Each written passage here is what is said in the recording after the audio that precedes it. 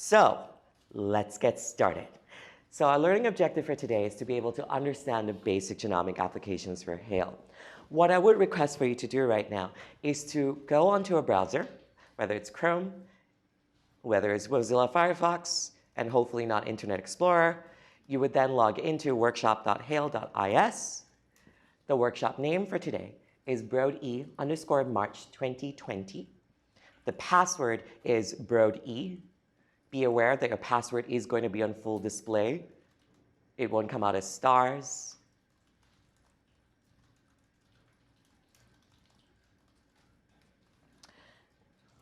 All right, so what I'm going to do is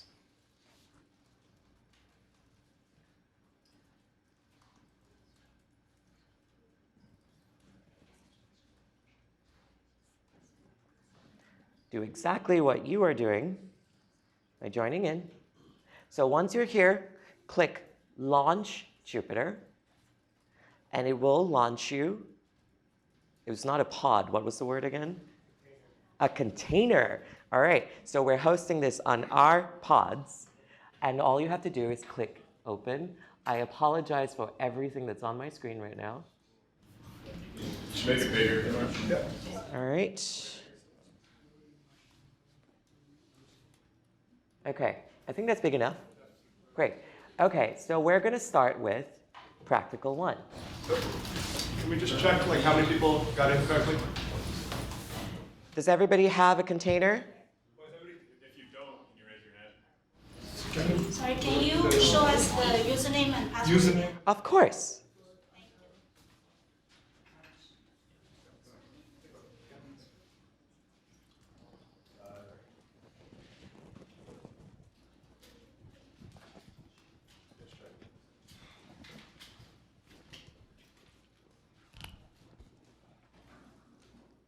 Just have to check that this is, I can write on it.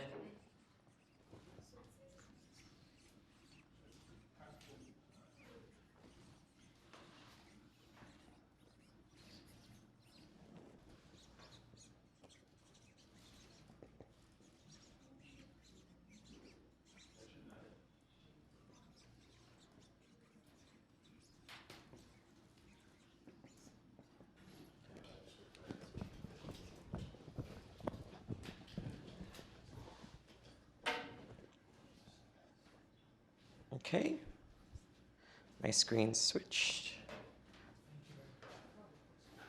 All right, are we all okay? Do we have all a container? Yes? Is it possible to run HALE on Terra? Why are we using sort of, can we connect to the server later on to use it for our own stuff? So Terra does support HALE for the workshop so that we allow everyone to not just use one platform. You can use the Jupyter Notebooks essentially on every platform out there, cloud platforms. But a similar Jupyter Notebook exists on Terra as well? We can put the Jupyter Notebooks from this workshop on Terra. This is Yes. So you don't have to make an account. Sure. Terra right now, this way we just give everybody the same username and password. Okay, so do we all have containers? Are there any questions before we start? Perfect. Okay, so let's start with why do we use HALE? It's because why do we use HALE on Jupyter? It's open source, allows you to create and share your documents easily. For those of us who use R, this is very similar towards running an R Markdown, and you would send it to your collaborators to run it in their R Studio. So Jupyter Notebook essentially is that. So in order to run every cell, you can click Run, and it would run a cell. And moving on to your next cell, again, I'm going a little slower just so that we all get on the same page of things. So using Jupyter Notebook, if you'd like to run a cell, this in itself is a cell right here, this little blue line, followed by this big black box here. You can either click Run, or you can click Shift-Enter by moving on and running that one cell into your next cell. So the one cell that we just used by saying using Jupyter is your comment cell or your markdown cell. Your subsequent cell here is your code cell. So it is clicking print hello world, which if you do program at some point, usually the first thing you would program is hello world. So there are different modes in Jupyter where you have the blue border right here. This is your blue border. That is your navigation mode for your to look at cells. Up and down is where you would move between cells by using your keyboard, or you can just use your pointer. Subsequently, you can press Enter, which will move straight into your editing mode. And you can exit editing mode by clicking Shift Enter. So when you do have a green cell border, like what we just saw, that is your editing mode. So this is your green cell border here. So this is a cell that's being edited. So whatever cell that you're editing right now, FYI, it will not be saved. Why? Because everyone's using a different container by an image from us. So whatever edits you make here will not reflect for something you would save later. So if you do want to take notes, please have a separate notebook available, either like pen and paper or open in your Microsoft Word or whatever your favorite choice is. So your different cell types. Your different cell types are your markdown right here or your code, which is right here. The markdown cell, if it is as a markdown here, like my underscore variable plus minus 1, this will not be run because it's a markdown cell. So a few tips and tricks. This is honestly, like, we didn't include this before, but me as a person who's not primarily a programmer, I find it's really helpful to remind myself, because every time if you're switching between programming languages, having a little refresher on it really helps. So this is something you can look at later. So let's get started with some Hail. So let's start up by setting up a Python environment. So there are a few methods that we have within Hail that is part of your Hail library. So the first line of code here imports Hail as an object Hail, and you would then also then import the second line here, your plotting libraries, plotting notebook, and show. So all you have to do is click Shift Enter or just click Run. So upon initializing Hail and setting up your plotting to display inline within your notebook as opposed to an output JPEG, PDF, or TIFF file, now you've already done so. We initialize it, Hail hl.initial, outbook underscore notebook, and now Hail is already running in your notebook. So this also tells you what Spark version you're running, what Hail version you're running, which sometimes if you need to troubleshoot with us, also pretty important to note. So right now, because data sets can be really large, and for the efficiency of our workshop, we have chunked up some data for you, about 20 megabytes downsampled chunks of public 1,000 genome data set. And it is possible to also run command lines. So if you've already run shell scripts before, if you'd like to see what's within your directory right now, having an exclamation mark followed by a space and whatever the command line that you usually have on your shell terminal would run your command line tool. So this will tell you what files are available here, the annotation, the FAM file, the matrix table, which has been exported already for you just in case, and the VCF file that we will be exporting in our next line, an ensemble gene annotation file that we'll be using in at the end of our workshop, right at the end of this practical, PCA scores later, post-QC matrix table, and true populations that we'll be using for our last practical. So the files that you will need is all within your container. So let's start by exploring our genetic data with Hail. So our learning objectives for this part of the practical is first to be comfortable exploring Hail data structures and to understand categories for functionality in performing QC. We did talk about the fact that VCF files is currently one of the most general tools or general file formats that we use as geneticists that we receive from our bioinformatics core, or if you've already run your alignments and yourselves. So we would use import underscore VCF as our function. So this calls on Hail to import underscore VCF, which is a function within Hail for the file that we've already identified before in our LS, to give 4 partitions towards it, and to write out a matrix table. If a matrix table was already there with this name, you would override it, hence override equals to true as this argument here. So this, you will then have the progress bar, which is really cool, in my perception at least. So this would then say you have 4 tasks, essentially writing your 4 partitions. All right, so you would know once something is complete when this number appears here. If a star is written right there, it means that is still running if a progress bar was not available. So let's read in your 1,000 genomes into HALE. We represent everything as matrix tables. As I was mentioning in our beginning slides, the matrix tables are a great file format to allow parallelization and scalability of your genomic data. So let's read in as our object MT here. We would run hl.read_matrix table, which is a function within HALE, to import the matrix table that you just wrote out. All right? Anyone still stuck on any of the previous lines? All right, perfect. So what is a matrix table? So when we think about a matrix table, we did go through what are the different entries and row tables and column IDs that we could have. These are the data types that you'll be able to see within your matrix table, such as numeric data types, strings, Boolean values of true, false, collections of different data types such as array, sets, and dictionaries, genetic data types, which is definitely what our focus is right now, such as locus, are your genotype calls. So the one thing I'd love to emphasize in our workshop today is that whenever you are confused at what your object is, describe is your best friend. So if you run this on your terminal, you would then just run mt.describe, and this would be deleted. Right now, because you're running on Jupyter Notebook that allows interactivity, you could put a widget in. So by clicking Shift-Enter, you would have an interactive way of managing and understanding what your matrix table is.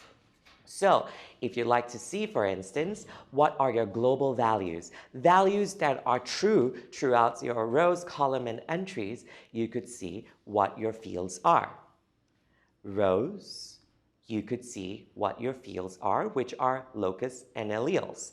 You could use commonly used methods such as annotate rows, filter rows, aggregate rows to pool your rows together, and to also return specific rows within HALE.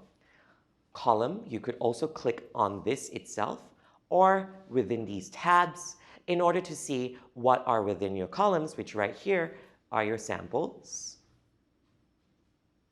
And entries, finally, your matrices that you use in order to filter through your genotype data. So moving on, if we'd like to further explore what your data is, we can use the function show. So using the function show right now calls on your object, the matrix table MT, followed by S, which is your samples, where if you recall, your samples are within your columns here. S. So you would want to then show what does your samples look like? These are your sample IDs. Obviously, if you use your own data set, it would be different. These are 1,000 genome data. So it shows only the top 10 rows, and you can edit it to show 100 rows, 5 rows, 2 rows by just inserting a number. Subsequently, to also look at what locus that you have, these are within your rows, which are mt.locus, accessing the locus, and showing the top 10, where they are now displayed in these two columns here in a table of locus and alleles. So within this locus, what are the alleles present? Or if you'd like to look at the genotype, and just looking at the top 10 genotypes in your row, these are not arranged in any way. These are just arranged based on the first 10, which are displayed in your VCF file to begin with, that are now exported into your matrix table. So your calls here are, well, this sample, this sample, this sample, this sample. What other genotypes? 00 for home ref, 01 for hets, and 11 for home alts. So if we'd also like to see summarize, this was one of my favorite functions when I first started using HALE, which is to summarize what kind of fields or objects which are within your data itself. So looking at your depth and summarizing what are available, what is missing, what is the maximum, what is the mean, and what is the standard deviation. Because sometimes you do have collaborators who are just like, what's your DP, what's your AD? And if what's your AD is your question, what's your AD is here. To know what you can access for your summarize, if you scroll up here, you would look at your entries. So we just looked at DP, we just looked at AD, we can look at GQ, genotype quality, the genotype, and the Freck-like scores. So let's return back to our line right here. Everyone still following so far? Perfect. Okay, so moving on to count. So if we'd like to count what rows, number of rows, or number of samples that you have, number of variants, this returns a tuple where your matrix table here is accessed through the function count. And it gives you a tuple that there are 13,000 variants, which is the number of rows, 343 samples, which are the number of columns. So I'm going to give you approximately 2 to 3 minutes to explore these functions yourself. So you can use, for instance, if you'd like to know between show and summarize, because this is our exercise for now, and you'd like to see the info column, for instance, or the info entry. And you'd also like to see what fields are available within your info entry. Tab. Come on, tab.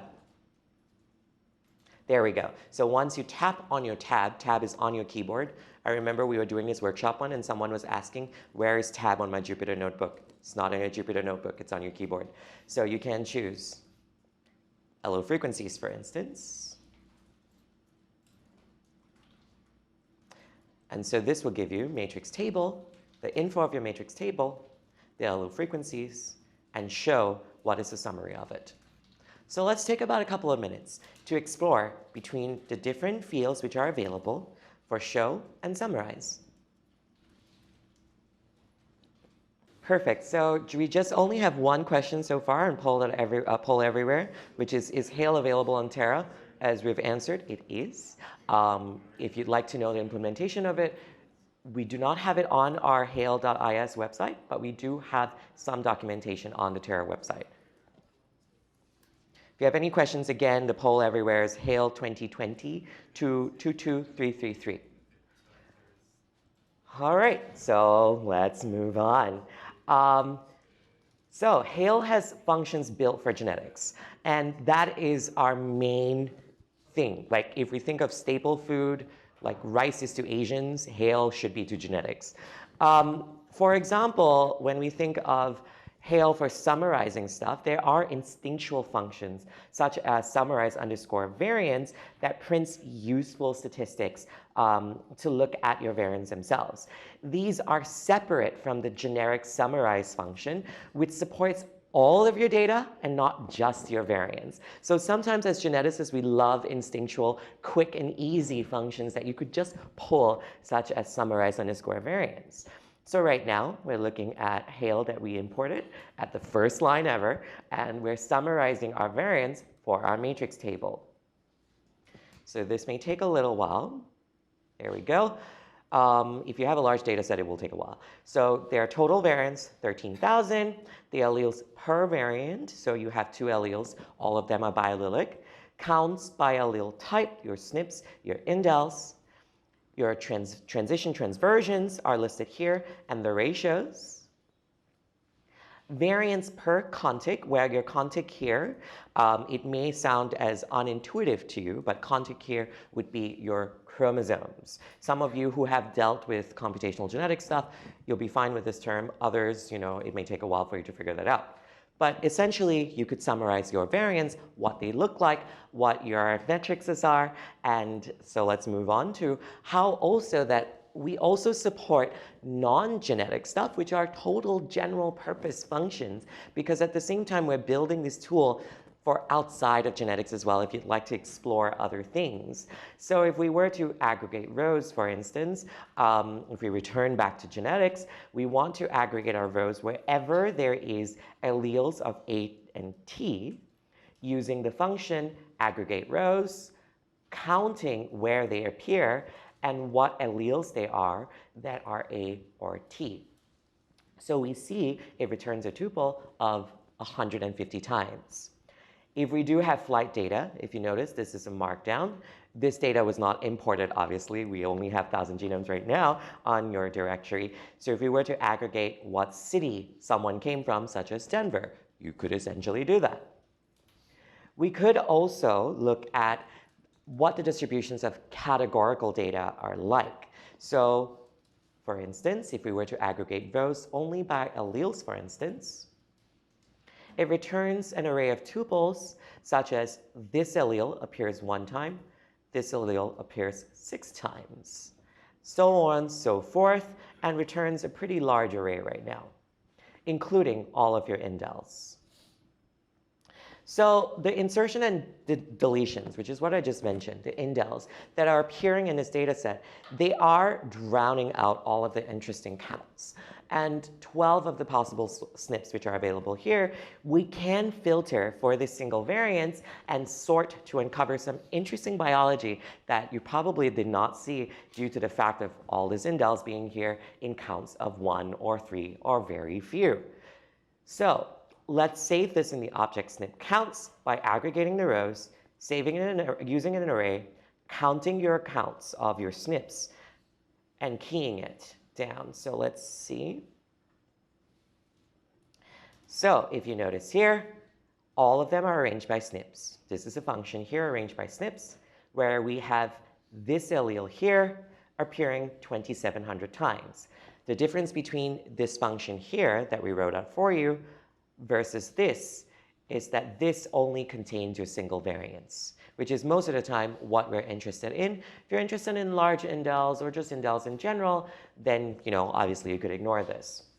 So if we also notice, all of these counts come in pairs.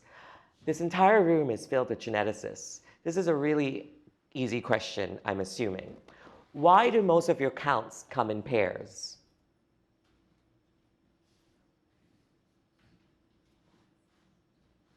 Why do most of your counts come in pairs? You mean why are there 2 alleles? Yes. Because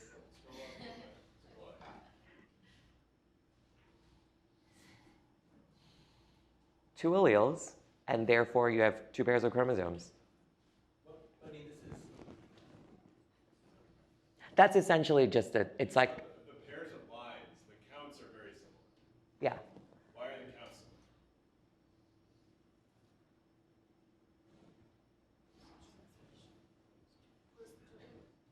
Because there are 2 alleles. I mean, there are 2 alleles in every line. The question is why do TA and AT have the same, and like CT and AG have the, or what's the top one? This is GA, GA CT. and CT. Yeah.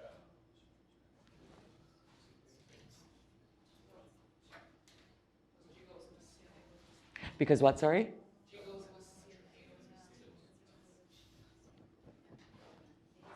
The pairing.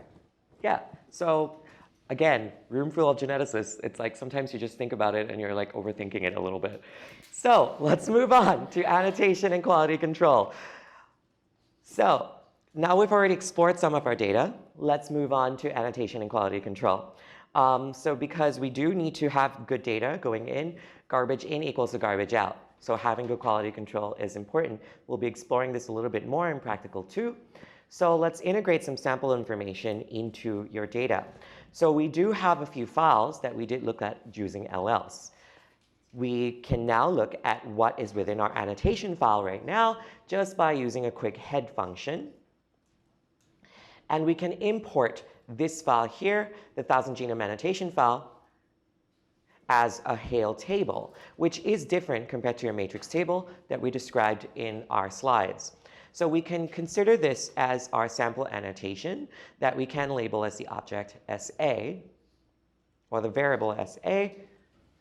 So we'll use the function import table, calling on the file, impute here, impute what is the data type for each of the columns or each of the rows here, and we could key it by the sample ID. Why? Because these are your samples, sorry, these are your samples. This would be what we're imputing, whether it's character, Boolean, numeric, or Boolean at the end. So it was imputed correctly. Just verify before you go through it. And while we can see some of the names in the logging, we can also show it in a table. So right now, we would use our sample annotation table in order to show, using a similar function, .show, into seeing what your table looks like in the display that we have here. We can then summarize each of these fields using .summarize. And we could see there are 3,500 records, which show what your samples are, what is the minimum size of your strings. This is not as interesting as opposed to what is your superpopulation. Someone is male versus female. True versus false is female. Purple hair, whether someone has purple hair or not, because some of us like coloring our hair. Caffeine consumption, because most of us in this room like drinking caffeine. And if someone has polydactylism of 6 toes. You could also add this metadata into your matrix table. So instead of having it as a table and a matrix table, putting it all as one by annotating your columns using annotate_columns. And that is a pretty quick run. And what is going on here, you are essentially merging your data to have the annotation included into it. You could, as I mentioned at the beginning, using describe as a function whenever you're unclear what is going on or what your object or your variable is showing you. So right now, your entries remain the same. Your columns now have your phenotype data that has your population, superpopulation, someone is female versus male, purple hair or not, caffeine consumption, polydactylism of 6 toes. So let's try querying each of the phenotype fields. What is the fraction of samples which have purple hair? So if we were just to use the aggregate function, we would see what is the fraction on a 0 to 1 scale of people who have purple hair. How many people, for instance, is each self-reported major ancestry group using the superpopulation annotation? And that would give you self-reported, whether someone is African, East Asian. I actually forgot what AMR is, Amish, if I'm not mistaken. Yeah. Thank you. Add mixed Americans. Native American. Sorry, Native Americans? Thank you. Symbols are from South America. And SAS is South Asians. Thank you. And Europeans. This is the problem when you work with Finnish Europeans the entire time of your career. So, yeah, literally, you only have Finns the entire time. So query for some of these columns. This one, due to the shortage of time, we'll be jumping through this exercise, considering that you will have this data available for you in a tarball at the end of this workshop. You can run this exercise yourself by querying the different annotation columns. So let's go through some of the sample QC. So looking at the samples and just running through sample QC, by just looking at what your metrics is. So we would run the QC of your samples using this function here to compute a list of useful statistics that you could view later on. Again, this is a function that runs a sample QC statistic for you to see what your sequencing data is like, summarizing your matrices that you just put in. So if we were to run describe all over again, we could look at your sample QC in your column here, which inserts it in what is your depth statistics, what is your means, the standard deviation of your step statistics of your mean, the minimum maximum, the GQ statistics, call rate, what is called, what is not, so on, so forth. So to summarize this, because we love looking at pretty pictures, let's try plotting a scatter plot here to look at your call rate versus mean depth. So right now we do realize we do need to do some querying on this to remove some of these poor quality call rates. So let's count what your columns are like. These are your raw sample calls before QC. Let's filter your columns for your call rate, because again, we have all of this mess down here. We don't like all this mess, do we? So let's try removing them to only include those with a call rate of more than equal to 95%. That saves into your matrix table. And let's count what was removed. So we had about 20 samples that did not fit our QC filter here of call rate of more than 95%. That is just on your call rate, looking at your sample call rate, looking at your variant QC. We would run our variant QC. It would give us our variant QC that you could look at your columns here. Oh, my bad, it should be under rows. There we go. And it would give you your QC metrics right here. This can be displayed using variant_QC.show that accesses that section of your rows, and it gives you per allele what is your QC metrics here. This is just a simple table that if you'd like to export, you're able to, or just copy and paste directly from this display. You can also show this in this plot. And this is a cumulative density function of your call rate per variant that you can zoom in and out using your scroll pad. This separates out by quantile to your call rate here. Now, before filtering variants, we should compute a raw variant count, which are approximately 13,000 variants. We've seen this value before at the beginning of this practical. So let's filter based on your variant QC metric for your call rate of more than 95%. And let's show our density function all over again, which looks a little cleaner compared to what we first started off with. And so let's now finally count what is your final sample and variant count by doing mt.count. So we have 12,000 variants as opposed to 13,000 variants to begin with. This is only your call rate and your samples, which are 323 samples. Finally, let's write this out before we go on to our next practical by running the .write function to save it into your output directory and save it as post_qc.mt. If the file was available, overwrite it. Yes? Is there an easy way to access detailed information about every function you can call for a given variable? Sorry, could you repeat that question? Is there any? You are using tab to list available, to get a list of available functions, where one can see what's exactly in that function. Okay, so if I understand correctly, your question was, how would I see this, but in a clearer, non-widget way? Let's say you want to see what functions you can run on your matrix table. Oh, that honestly would be in our documentation on hail.is. So in hail.is, you could look at our documentation to functions that you could run a matrix table and in tables as well. If you'd like to look for variant-based functions, you can also look for that on our documentation. So thank you for that question. To repeat, the question was, how would I know what function to use when? So that is available on our documentation in a lot of detail.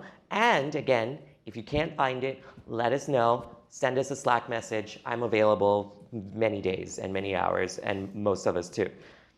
All right. So if there are no further questions, while we... Oh, yes. Oh, there are more questions. I love this.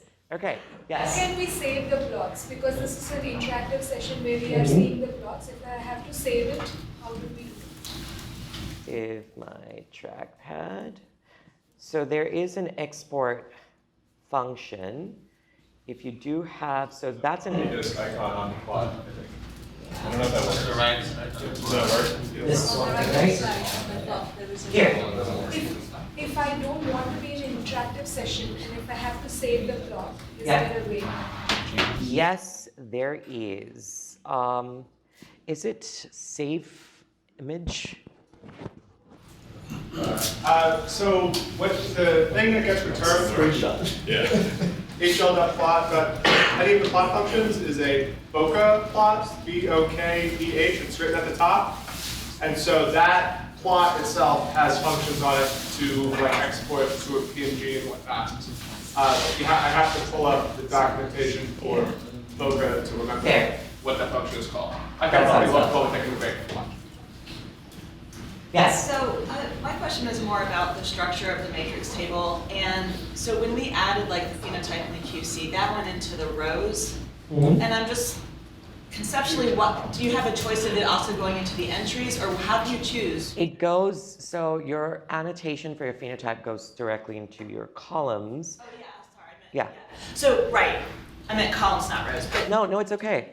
between columns and entries, Yes. is there a guideline for what you put where? Because it seems like it could go in either. Or am I not understanding those two concepts? So your phenotypes generally goes straight into your columns because it's a column-like data type. Okay, columns or rows, right? So the reason we put the phenotype on the columns is because it's constant for each person. Like each person has the same phenotype information regardless of where in your genome you're looking at. So Okay. the entry is something that varies with position in the genome and with person. Got it. Yeah, A yeah. column that makes entry, sense. Thank our you. column field is something that just varies by sample. Sample, got it. So bad that we're That's engineers the here. answer you want for row annotations as well. There's many annotations on any of the axes. Yeah. Yeah. Any other questions? All right, so if there are no questions, we can move on. Are we within time? It's only 5 minutes. Okay, so if you need a break, we're actually on time for this. We have like a 5-minute break. If you'd like to stretch your legs, go get some coffee from the coffee trike. I'm pretty certain that it may be filled with people because people are coming out of MPG. Otherwise, there's also coffee out there. All right, so we'll see you at 11:10 in 5 minutes. If you have any other questions, you want to approach any one of us, please feel free to do so. We'll start at 11:10.